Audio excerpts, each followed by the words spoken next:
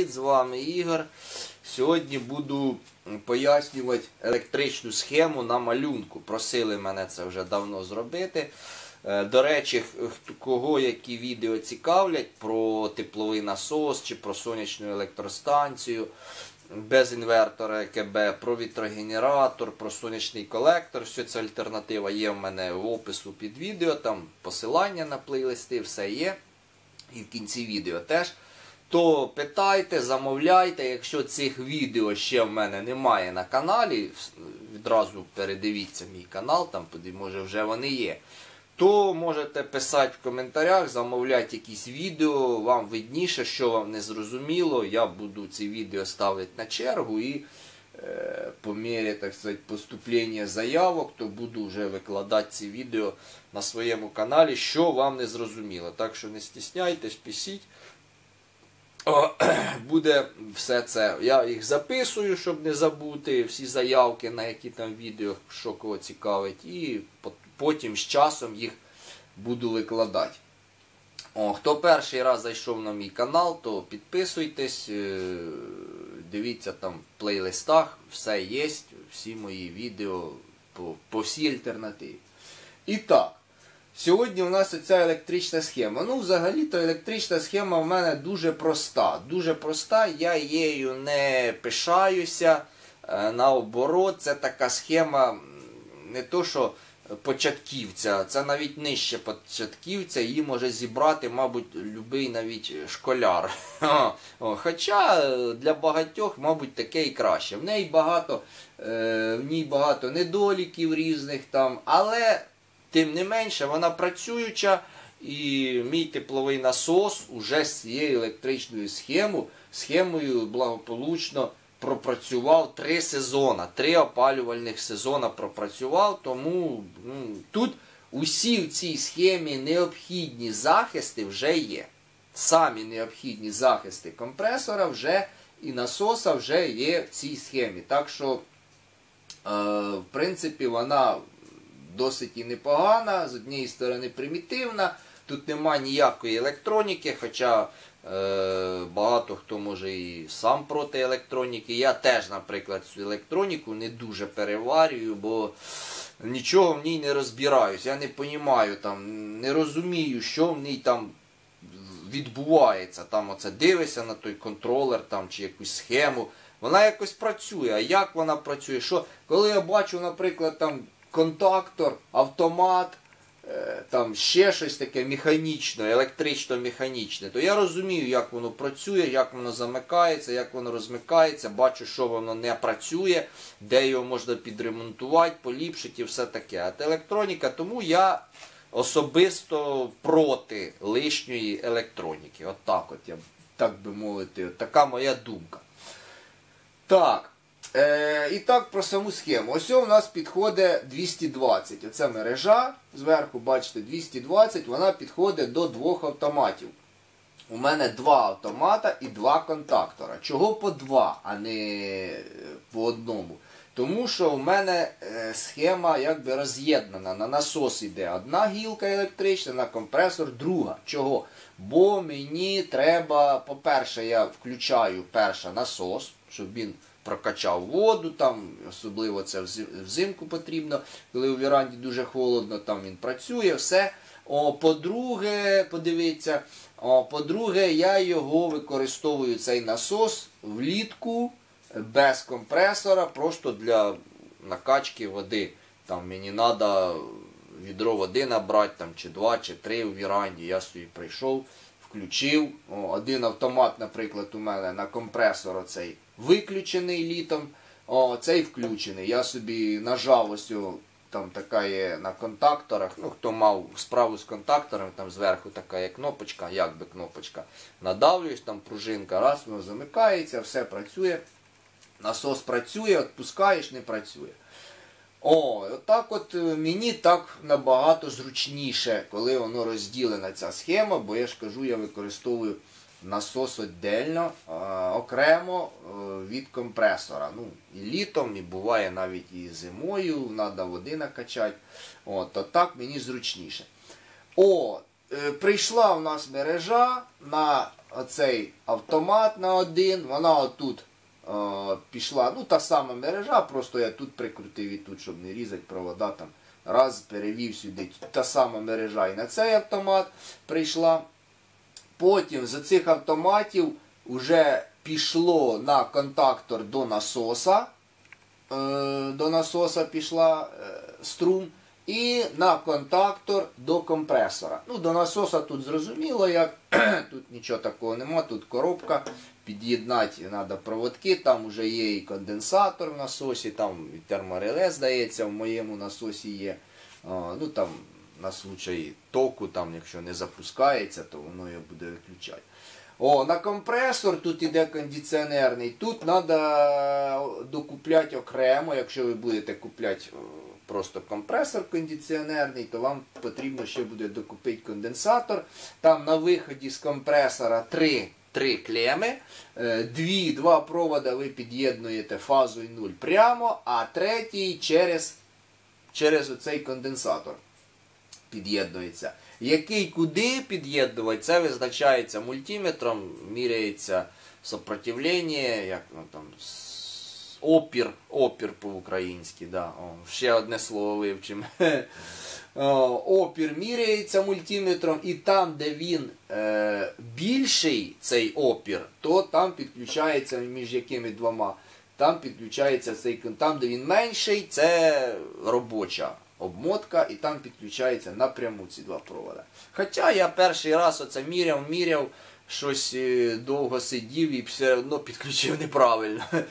Потім поміняв провода і все запрацювало. Так що можна і методом тика, якщо нема мультиметра чи не розумієте, там туди-сюди, ну він просто буде гудіти, не буде запускатися. Ви включили, гуде, раз виключили. Поміняли, опять гуде, виключили. Поміняли, опять, працює. Все, значить все нормально. Можна і так. Ну це така і схема, і все. Ну, але, не все, правда. Ось ключовий момент, ключова, так би мовити, компонент цієї моєї електричної схеми, це термореле. Термореле, я його показував там на самому тепловому насосі, це звичайне китайське з AliExpress термореле, таке, як у мене і на сонячному колекторі стоїть. Там виносний датчик, табло, дві кнопки настройки температури, включення-виключення, і реле, виконуюче реле механічне. Все, більше там нічого нема. Коштує воно там, я вже не пам'ятаю, 60 чи 70 гривень на AliExpress, ну копійки можна сказати. І воно виконує в мене дуже багато функцій. По-перше, воно захищає від перегріву компресор, так як у мене отут датчик приклеєний до голови компресора, там де найбільша температура. Як само ще це термореле захищає? Оце реле, через оце реле, виконуючи оцього терморегулятора, підключені котушки оцих двох контакторів. Тобто, тут, хто знає, є електромагнітні котушки всередині. Їх треба підключити, це теж дуже важливо, під'єднувати оці котушки після контактора. Для чого? Тобто, отсюда тут є вихід на котушку. Для чого це потрібно робити? Це теж дуже важливий захист компресора. Коли у вас пропадає електроенергія, буває так, що вона пропала і відразу опять з'явилася. Відразу. Коли вона там з'явиться через півгодини, через годину, то не страшно для компресора. А коли вона пропала, компресор встиг зупинитися, і вона опять з'явилася, то щоб він вже не зможе запуститися. Відразу компресор вже запуститися не зможе, як тільки пропала і опять виникла електроенергія. Тому я оце під'єднав оцю котушку електромагніт отсюда, ззаду, тобто після контактора. Що відбувається? Коли у нас пропадає електроенергія, оці обидва контактори, коли працює весь тепловий насос, вони відстрелюються, там пружина стоїть, електромагніт він утримує оцю всю сердечник, той з контактами прижатий, коли є електроенергія. Коли нема, пружина пересилює це все, і вона відстрелилася і все, немає. І коли ми так підключимо, у нас отут струму вже нема після контактора. І коли він виключився при зникненні електроенергії, вже та електроенергія, якщо зразу і появиться, то він вже не включиться. Він не включиться сам. Йому треба вже прийти і включити мені вручну. Ну, хтось може сказати, що це невдобно, треба автоматику, ну мені вдобно. До речі, в мене вже були такі ситуації, коли отак от тепловий насос виключався, ну отак от моргнула так от електроенергія, так би мовити. Він виключився, але не включився. Тобто вже спрацював мій захист, бо невідомо, чи є в компресорі взагалі той захист від цього повторного включення. Одні кажуть, що він там є під корпусом в голові, це токове реле, там, типа таке дуже примітивне, там як пластинка металічна. Другі кажуть, що його там немає, надіятися на нього нема чого. Ну, жалко було б, що за такої єрунди у нас згорів би компресор. Він просто погудить, і, ну, скільки він там погудить, і згорить, бо ток іде.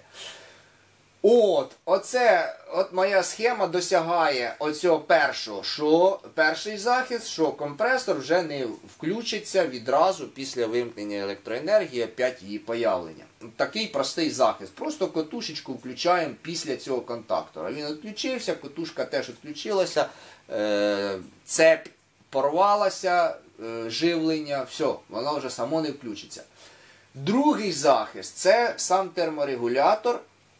Він, оці всі котушки, оця котушка електромагнітна і ця, вона теж розривається оцим реле, який на терморегуляторі. Тобто, як воно працює? Наприклад, у мене досягло температура, ну, виставлена, тут я виставляю температуру, наприклад, 80 градусів. 80 градусів це в мене вимкнення теплового насоса, це вже в хаті тепло. Це він вже нагрів, вже я досяг те, що хотів. Ось тут досягло, висвітилось 80 градусів. Реле розриває теж оці всі дві катушки, виключається, і тепловий насос разом з насосом, вони оці дві спаралелені катушечки, через, я ж кажу, живлення йде через оце реле. Провід один розривається. Тобто це реле розірвалося живлення цих двох електромагнітів в катушках, все, тепловий насос виключився. Це коли він досяг уже моєї цілі, те, що я поставив, да, виставляю тут. Я можу виставити тут 80, 82, 85. Я вже це, кстати, навчився недавно, так би мовити, навіть.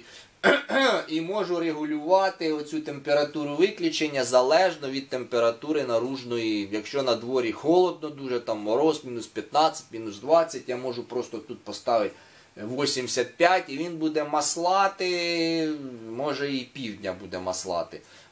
Хай собі працює. І до нього підходити не треба. Якщо весна, тепло чи осінь, я собі тут виставляю 80 градусів, він вимикається 80 і, соответственно, там в хаті теж буде теплоакумулятор не так буде нагріватися. Я вже казав, що температура компресора прямо залежна від температури в системі опалення і в теплоакумуляторі. Так що оцим контролером дешевим китайцем я виконую сразу дві задачі. Це контролюю температуру в хаті, можу виставляти там будь-як, і заодно убезпечую компресор від перегріву. 80-85 це для компресора кондиціонерного нормально, це високотемпературний компресор, це взагалі нормальний, навіть до 90 градусів можна сказати, що це нормальний режим роботи і не треба його боятися. Якщо це відбувається якийсь перегрів компресора, там, наприклад, ще в хаті у мене нагрілося, але він уже досяг там оцієї температури виключення. Це може бути теж багато причин. Я вже про це казав у попередніх відео, що практично всі поломки теплового насоса, це утечка фреона, там ще щось, я не знаю, що там ще може таке статися, вони практично всі ведуть до перегріву компресора. Тому, якщо ви контролюєте температуру компресора обичним оцим дешевим китайським терморегулятором, то ви практично від усіх уже поломок, негараздів себе застрахували. Хоча, я ось дивився недавно відео теж одного користувача теплового насоса, він радить все ж таки поставити токове реле. Токове реле, там є такі, продаються. Щоб, може бути така ситуація, може бути, що по якійсь причині внезапно став рости ток споживання компресора. Я не знаю, який це може бути причина, там, може він заклинить, може якось забився конденсатор внезапно. Така причина досить маловероятна, на мій погляд, але все ж таки це може бути, токове реле. І настроїть його там, по току, щоб він, якщо там дуже довго якийсь ток, там по часу він виставляється і по секундах, і по амперах, там токове це реле. Тому було б і непогано. Хоча я вже, я ж кажу, 3 сезони так от користуюся без цього токового реле, одним оцим терморегулятором. До речі, якщо теж оце ток буде рости, якщо він медленно буде рости по якійсь причині, по якійсь поломці, то прогріється все одно весь корпус компресора і спрацює все одно цей датчик терморегулятора. Хіба що це токове реле треба захист від такого дуже швидкого росту тока. Я не знаю по якій причині, теж заклинення може бути там, чи що там. Хіба що від цього потрібно захистити компресор. Це і вся моя схема. Да? Ви зрозуміли, що захист від пропадання електроенергії, моргання є, захист від перегріву компресора є, захист насоса вже в цій коробці в мене є, там теж термодатчик, там, якщо він не запускається, там якийсь є, я дивився в цій коробці, захист вже є. Оце і вся електрична моя схема. Хтось, я ж кажу, я її не пишаюся, просто мене попросили виложити. Я її виклав. Хтось скаже, що вона примітивна, недосконала, тут можна ще щось додати. Можна, я не кажу, що не можна. Але мене ця схема поки що повністю задовольняє. Я не хожу до нього, щоб включати кожних півчаса. Ні. Із-за того якраз у мене так вийшло, що в мене компресор заниженої потужності, на мою хату, це 60 метрів квадратних, можна було б поставити і 12-ку компресора, може навіть і 18-ку. Тоді він би швидше нагрівав, але швидше і виключався. Він би працював би меншу кількість годин, але більше в нього було б оцих включень, якщо взяти за добу. А навіщо мені при моїй схемі, при ручному включенні, це більша кількість включень? Ходить його тільки включати цілий день, кожні півчаса, навіщо? Я його включив, виставив на 80 там, чи стільки мені треба, і він маслає. До того ж у мене є теплоакумулятор. Сам теплоакумулятор, ці 400 літрів води, плюс ці батареї, йому не так-то просто їх нагріти швидко. Він їх гріє там і 2, і 3 години, і потім потихеньку ця температура. У мене включень цих, буквально десь 3, максимум 4 за сутки. Це зимою, коли холодно. Коли ось зараз тепло, то я його взагалі там буває, коли сонця ще нема, там, не працює сонячне опалення. Я його можу включати тільки на ніч один раз за добу. І поки він все це нагріє, той же самий теплоакумулятор по нічному тарифу, все це, то він не скоро й виключиться. Так що мені, ця схема не напряжна, не важко мені оце ходити, його і включати. До того ж, я як прийшов його включати, я бачу, щось працює, щось не працює, там насос не включився, або щось не качає, щось вода уйшла. А так би мені треба було поставити всю електроніку, цю датчики, якісь реле протока, це все накрутить, наворотить, щоб оце воно все автоматично слідкувало. І то, я не знаю, чи воно все це услідкує. А так я собі прийшов, подивився, те працює, включив, потім компресор включив, все працює та й пішов собі. Воно собі гріє, торохтить, там, урчить. До речі, Про надійність теплового насоса був у мене відео ось недавно. Теж я викладав його. І підтверджую, скінчився час опять моєї камери. Перше, мабуть, поламається такий насос. Такий оцей насос, який перекачує воду. Я думав, що компресор, ну, зараз бачу, що компресору хоч би й що, ніяк не змінилася робота, а насосик почав видавати якісь підозрілі звуки. От, я і в цьому відео хотів показати, як він, але щось він то їх видає, то не видає. Не знаю, від чого це залежить. Ну, мені здається, що це вже там подшипнички тютю вже, мабуть, вже подшипнички все, спрацювалися. Ну, взагалі то й не дивно, якщо врахувати, що скільки він прокачав води, цей насос, скільки він прокачав води, а це 3 опалювальних сезона, кожен день, ну якщо навіть в зимові дні там по 10-12 годин він працює, весняні дні порахувати десь по 5 годин, хай весняний осінній період за день, за добу. Але я ще ж і літом включаю для водопостачання. Ну, дуже, то так, якщо прибавити, це виходить навіть не сотні, а вже тисячі годин наробки оцього насоса. Так що, мабуть, вже йому і прийшли подшипничкам. Ну, в принципі, якщо подшипники замінити, то це не так то й важко. Ну, якщо він уже скоро в мене накриється, то я це покажу, розберу, заміню подшипники, якщо вони там міняються, звісно, я не знаю. Чи вони там ще заміняємі, бо зараз таке багато робиться, що воно взагалі неремонтабельні є прилади, дуже багато. Ну от така моя схема. Я думаю, що все зрозуміло. Так, ще раз, захист від включення повторного компресора є, захист від перегріву є цим термореле. Цим же ж термореле виключаються котушки оці контакторів по досягненню температури в теплоакумуляторі. Так що все є, все практично в мене. Ще в мене ж тут є така щиток з термометрами. Термометр я сюди не включив, щоб вже не став накручувати тут, щоб було зрозуміло, бо тут намалюю зараз.